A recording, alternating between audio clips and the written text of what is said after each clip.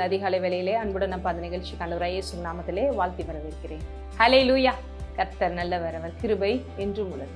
அந்த கர்த்தாதி கர்த்தர் தேவாதி தேவன் பரலோகத்தை விட்டு சிங்காசனத்தை விட்டு நமக்காக இந்த பூமியிலே வந்து தன்னை தாழ்த்தி நம்ம உயர்த்தியிருக்கிறார். இன்றைக்கு அவருடைய பிள்ளைகளாகிய நாம் அவருக்கு முன்பாக அவருடைய வார்த்தைக்காக நம்மை தாழ்த்துவது, மற்றவர்களிடத்தில் அன்பு கூறுவது, விட்டு கொடுப்பது, மன்னிப்பது, பரிசுத்த வாழ்க்கை வாழ்வதுங்கிறது முக்கியமான ஒன்றாக, தேவையான ஒன்றாக, அவரை வெளிப்படுத்தும் வாழ்க்கையை வாழ்ந்து ஆசீர்வதிக்கப்பட தேவனே நமக்கு அப்படிப்பட்ட ஒரு ஞானத்தையும் பரிசுத்த ஆவியாரையுமே கொடுத்திருக்கிறார்.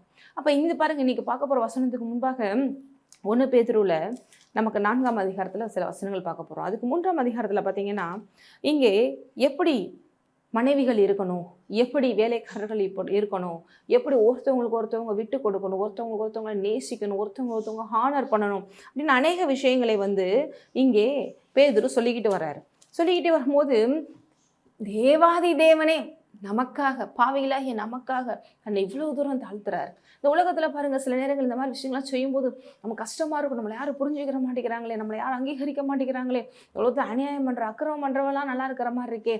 ஆனால் இந்த நீதி செய்யும்போது சில பாடுகள் வரத்தான் செய்து, இல்லைன்னு சொல்லலை. ஆனால் இங்கே வசனம் சொல்லுது 1 பேதுரு 3 பார்த்தீங்கன்னா 17 தீமை செய்து பாடனுப்பதிலும் தேவனுக்கு சித்தமானால் நன்மை செய்து பாடனுப்புவதே மேன்மையாக இருக்கும். எப்படி பார்த்தாலும் இந்த உலகத்தில் இருக்கிறவங்க பாடு அனுபவிக்காமல் இல்லைங்க. அவங்க பாவத்தின் சம்பளம் மரணத்தை அனுபவிக்க தான் செய்கிறாங்க. அவங்க தப்பான வழியை சூஸ் பண்ணி சமாதானம் இல்லாமல் அலைய தான் செய்கிறாங்க. ஆனால் இந்த பாடுகள், தேவனுக்காக படுற பாடுகள், இது நன்மையாக முடியும், இது ஆசீர்வாதமாக முடியும். ஆகவே தேவன் இதை இப்படி தான் செஞ்சுருக்காரு. சிலுவையில் பாவியதாக நமக்காக அவர் பாடுபட்டு, அவர் மரித்து, அவர் உயிர்த்து இன்றைக்கு நமக்கு இந்த வாழ்வை கொடுத்திருக்கிறார் இல்லையா? இல்லை என்றால் நமக்கு ரட்சிப்பில்லை, விடுதலை இல்லை. இப்போ அவரே ஆண்டவராச்சராக ஏற்றுக்கொண்ட நாமும் மற்றவர்களுக்காக சில விஷயங்களை சகித்து கொள்வது, பொறுமையோடு இருப்பது, மன்னிப்பது, விட்டு கொடுப்பது, அன்பு செலுத்துவது, எதிரிகளுக்காக ஜெபிப்பது, சபிக்கிறவர்களை கூட ஆசீர்வதிப்பது, இந்த மாதிரி எல்லாம் செய்யும் பொழுது தேவன் மகிமைப்படுகிறார். ஹல்லேலூயா. இதை யாராலும் சாதாரண மனுஷனால செய்ய முடியாது, தேவ பிள்ளைகளால் தான் செய்ய முடியும். ஏனென்றால் உங்களுக்குள்ள தான் அந்த இயேசு கிறிஸ்து இருக்கிறாரு. இங்கே 1 பேதுரு 4ஆம் அதிகாரத்தில் பாருங்க, இப்படி இருக்க கிறிஸ்து நமக்காக மாம்சத்திலே பாடுபட்டபடியால் நீங்களும் அப்படிப்பட்ட சிந்தையை ஆயுதமாக தரித்து கொள்ளுங்கள்.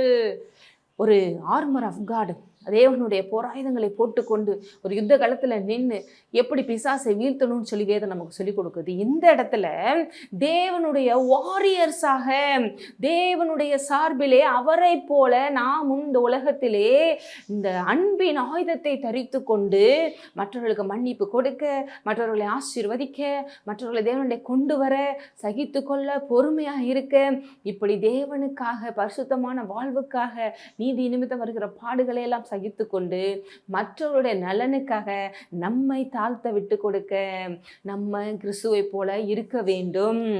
இது எப்படி சொல்லப்பட்டிருக்கு? ஆயுதமாக தரித்து கொள்ளுங்க. இங்கிலீஷ்ல வருது பாருங்க.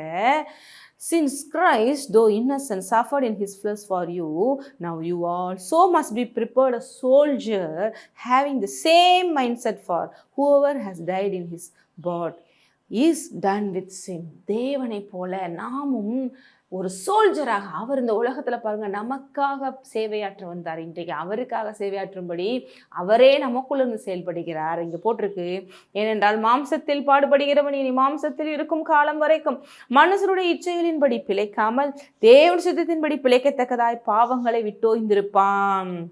பாருங்க, இப்படி தேவனுடைய விஷயத்திற்காக அவருடைய இந்த சித்தத்தை நிறைவேற்றும்படி நம்ம பிழைக்க, இந்த பாவத்தை மேற்கொள்ள அவரே நமக்கு எல்லாவற்றையும் சிலுவையில் செஞ்சு முடிச்சிருக்கிறாரு.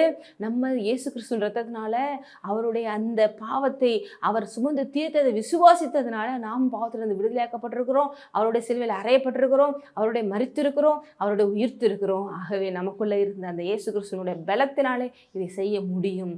இது கேட்குறதுக்கு கொஞ்சம் கஷ்டமாக தான் இருக்குது. ஆனால் இதன்படி நீங்கள் செய்து பாருங்கள், தேவன் உங்களை நிறைவாய் ஆசீர்வதிப்பார். உங்களை எதிர்த்தவர்கள் கூட உங்கள் இடத்துல சமாதானம் பண்ண வருவார்கள். அநேகருக்கு நீங்கள் ஆசீர்வாதமாக இருப்பீர்கள். ஜெபிப்போம். சோதரம் தகப்பனே, உண்மை போல எங்களை மாற்றுங்கப்பா. எங்களை விட்டு கொடுக்கிறோம் தகப்பனே. இந்த உலகத்தில் இருந்தாலும் இந்த உலகத்துக்குரியவர்கள் அல்ல, நாங்கள் உமக்குரியவர்களாக உண்மை வெளிப்படுத்தும் பாத்திரர்களாக நீர் எங்களில் பெருகும்படி எங்களை விட்டு கொடுக்கிறோம். இயேசு கிறிஸ்து நாமத்திலே ஆமென். எல்லாம் ஆசீர்வதிக்கப்பட்ட